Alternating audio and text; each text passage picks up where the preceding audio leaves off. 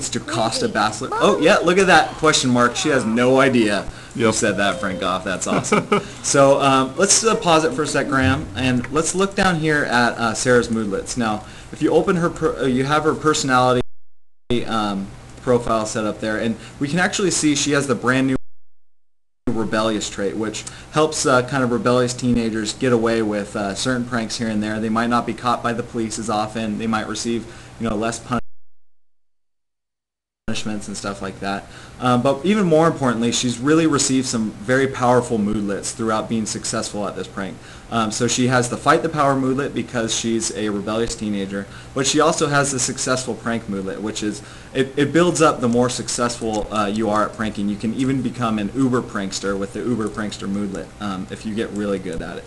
So let's see, let's go back over to the house here. What time are we at? Let's see, probably Will's going to head down to his bachelor party in a little bit. We're going to let him run down there, and we'll get, he has some kids and stuff. He's been waiting actually for the Sims 3 Generations to come out to have his wedding because he wanted to have a bachelor party. Anyways, while he goes down there, we're going to send little Timmy Kelly up here into the treehouse, and he's going to really get into his imaginative state here.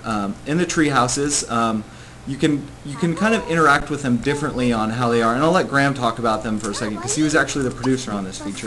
Yeah, the tree houses are actually really awesome. So they're one of my favorite things in the game, just because I always wanted a tree house when I was growing up, and it was so fun to work on this because we designed different types that you can have, and it's a great place for the kids to play and explore their imaginations and invite friends over. They'll have slumber parties in them. So there's just a ton of things you can do in the treehouse. So he's kind of having fun right now, but he's about to hold a great feast, which is where they really start imagining and pretending what they're doing. So he's thinking that he's having this grand meal up in his treehouse, but there's different things you can do in the different treehouses. So my favorite one is actually this pirate attack that happens in another one, but there's just a lot of cool stuff with that. Right, and we have the sci-fi treehouse, and we also have a clubhouse treehouse as well.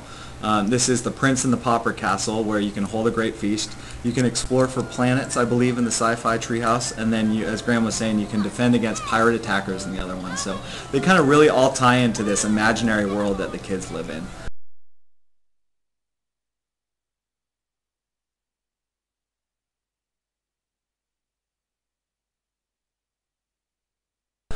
So let's see, let's check back over in the house. Looks like Will has head down there. We're going to get into a little bit more of the grown-up stuff here.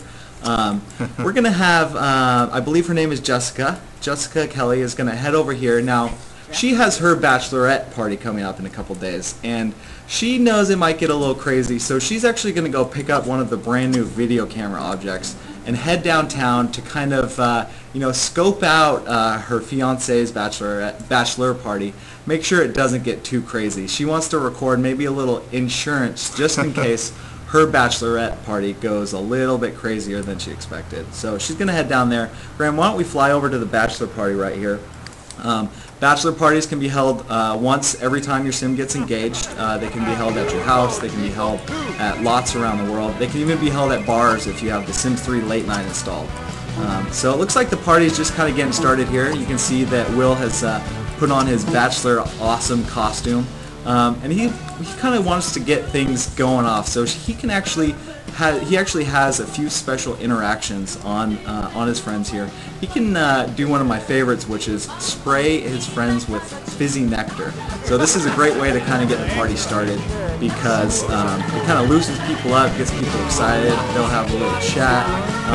Looks like is he asking them to give a best man speech? Yeah, that's his best buddy over there. He's actually going to have his friend make a toast for him, and then we'll see if this party really kicks off. So yeah, this is another great way to kind of start the party off, is if you have a high enough relationship with one of